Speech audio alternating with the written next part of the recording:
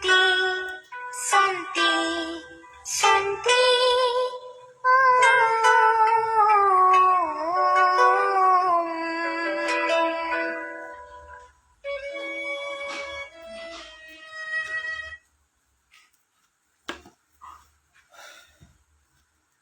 Alhamdulillah para murid santri, para pemirsa,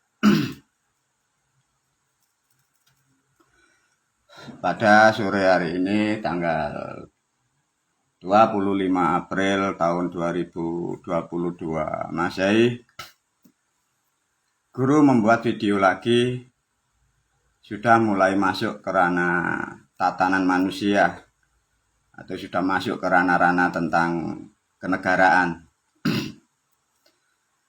Sebelumnya bagi agama yang lain, agama sebelah, agama seberang, aku selaku pembuat video tidak pernah menyinggung sama sekali dengan keberadaan agama yang dari sebelah, terutama dari agama yang dikembangkan dari negara jahiliyah.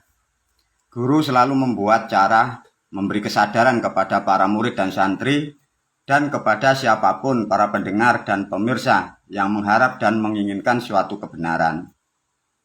Artinya, video ini dikhususkan bagi manusia yang ingin mendapatkan keselamatan. Guru sudah menetapkan bahwa guru mengajarkan ilmu selamat dari Jawa. Ini status yang jelas, tidak bisa diganggu dan tidak bisa diperdebatkan. Baik para pendengar, para pemirsa, sesuai dengan judul di sini, Khalifah di bumi. Tapi di lempiran ditulis guru, katanya khalifah di bumi. Banyak manusia bisa mengucapkan, banyak manusia bisa menyuarakan, banyak manusia memprovokasikan dan berharap macam-macam dengan katanya khalifah di bumi. Itulah katanya perintah-perintah yang beredar beratus-ratus tahun yang didengar banyak manusia. Guru membuat kalimat ini, menerangkan video ini, guru membuat pertanyaan atau di-check up. Benarkah omongan atau ceramah-ceramah pendakwa itu manusia itu memang disuruh ke bumi sebagai khalifah untuk mengatur bumi, rakyat, umat, dan makhluk lainnya? Ataukah itu hanya slogan untuk mencari umat, untuk mencari politik agar mendapatkan keuntungan? Ini di-check up oleh guru melalui video ini. Para pendengar, para pemirsa, khususnya juga bangsa Indonesia. Dalam satu negara Republik Indonesia, kita ngomong jamak, tidak ada hubungan dengan agama dan keyakinan atau ideologi. Bahasa yang sering dipakai dalam berbangsa dan bernegara di Indonesia ada kata ulama dan umaro. Ulama mewakili pemimpin umat, umaro mewakili adalah rakyat. Katanya loh ya, ulama dan umaro harus sinergik. Tapi sudah ditetapkan dari cerita-cerita dan sudah menjadi kepastian dari janji-janji kitab yang sudah ada dan yang diyakini. Tatkala ulama dan umaro sudah nyimpang dari kodrat ulama dan umaroknya, negara itu hancur dan tumbang. Rakyatnya miskin, hidupnya susah, tidak ada kebenaran, hidupnya dalam kegelapan. Sekarang guru mulai check up.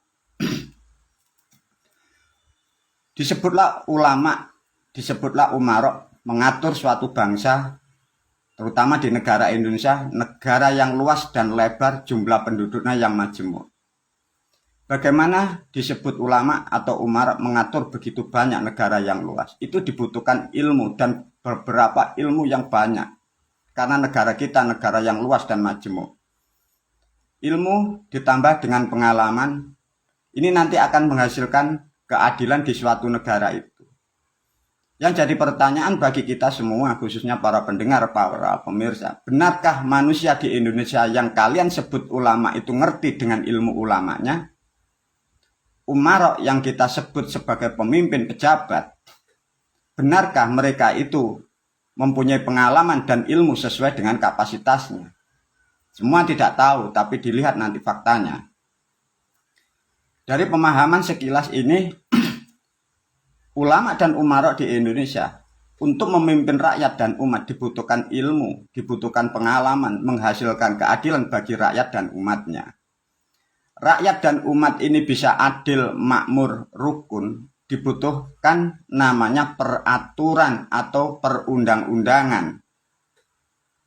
Aturan dan undang-undang jadilah sebagai alat tuntunan atau kebijakan di suatu negara yang ada di Republik Indonesia.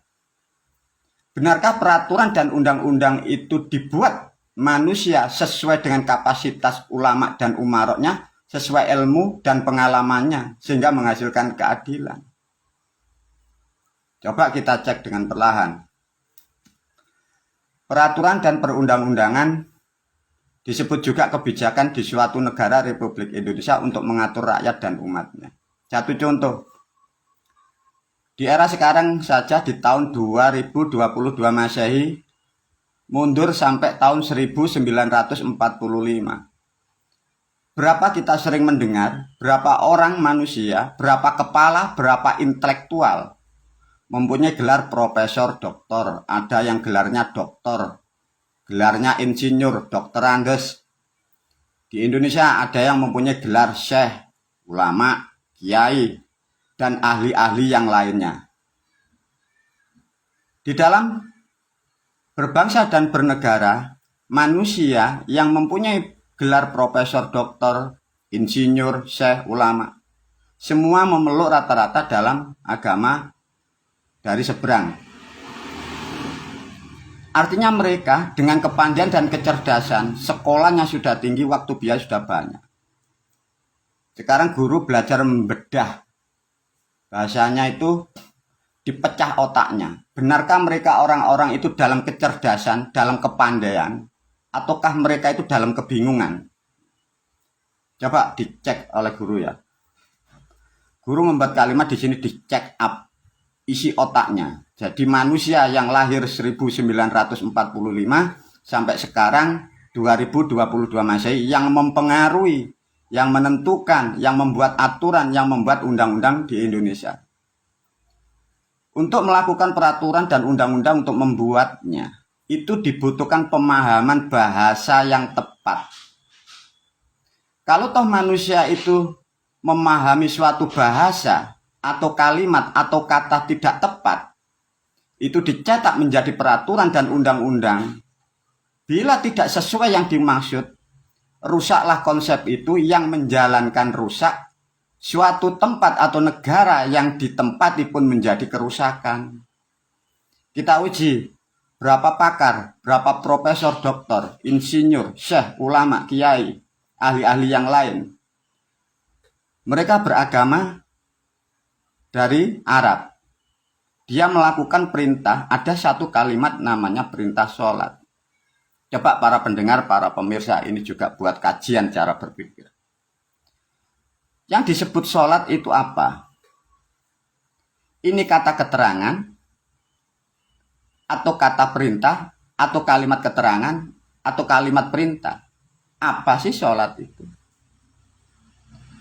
Kalau toh memang ini saja satu hal yang pokok, dengan kata sholat aja tidak mengerti ini kalimat keterangan, atau kalimat keadaan, atau keterangan, atau hanya informasi. Tatkala makna suatu sholat itu bentuk gerak, atau dikerjakan, atau dilakukan, pastilah berawalan menjadi ber. Bagaimana sekarang kalau diuji oleh guru di check up, cara berpikir seluruh Indonesia yang mempunyai status pendidikannya di luar negeri, di Amerika, di Inggris, di Australia, yang ahli agama, belajar di Mesir, di Kairo. Sholat ini aja coba guru ngecek. Bagaimana kalau sholat dilakukan sehingga menjadikan kalimat bersolat. Mempunyai makna apa ini sekarang kalau begini? Sholat, bersolat. Loh, mana yang katanya ahli sekolahnya sampai melambung di atas sana? Loh, sholat kok bersolat? Makanya ini aja kalau nggak ngerti bagaimana membuat peraturan dan undang-undang. Makanya terjadilah kerancuan aturan dan undang-undang yang tidak akan pernah membawa kebijakan dan kebaikan kepada umat dan rakyatnya. Karena tidak mengerti sesuatu yang dimaksud. Makanya sampai terjadi di negara Indonesia, terjadilah undang-undang katanya nyimpang. Terjadilah sampai disebut aliran sesat kalau tidak melakukan sholat. Sedangkan sholat sendiri kalau dilakukan menjadi awalan malah menjadi rusak, bersolat. Haji, berapa profesor dokter melakukan pergi haji? Kalau haji itu memang apa? Coba ini dibahas ya.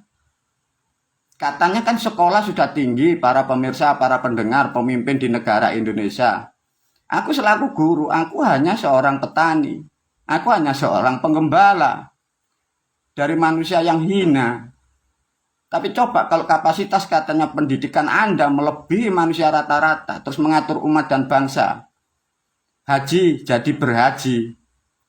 Sholat bersolat. Sholat maghrib harus dilakukan. Artinya bermaghrib, berisya. Ada lagi budaya mengataskan MTQ, musabaqah tilawatil Quran. Coba berkhotmil Quran begitu. Coba informasi satu video ini buat mengukur kapasitas kecerdasanmu. Katanya yang sudah dibiayai negara sekolah sampai melambung tinggi. Sudah dibiayai kita dari orang tua. Sudah mengeluarkan uang, mengeluarkan tenaga. Ada juga yang sampai jual sawah, jual kerbau, jual sapi. Agar putra-putranya menjadi manusia yang cerdas dan mengerti. Sekarang contoh ini, yang bergelar ini loh. Bagaimana menerangkan apa yang dimaksud sholat.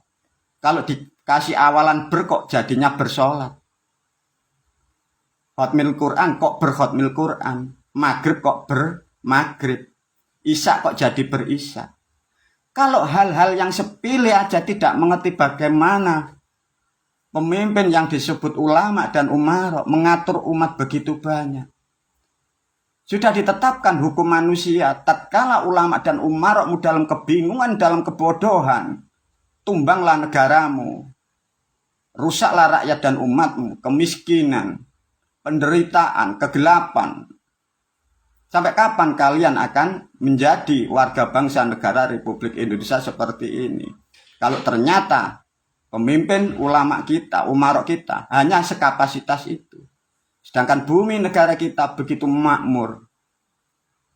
Semoga pembahasan, penalaran, pemahaman seperti ini buat kajian bagi para pemirsa, para pendengar. Semoga kita kelak ke depan akan menghasilkan para pemimpin dan ulama yang betul-betul mempunyai ilmu sesuai kapasitasnya. Sehingga umat, rakyat dan bangsa kita akan menjadi bangsa yang lebih maju, yang menjadi bangsa yang makmur dan dalam keadilan. Wabillahi taufiq walhidayah wa ridha wal inayah. Assalamualaikum.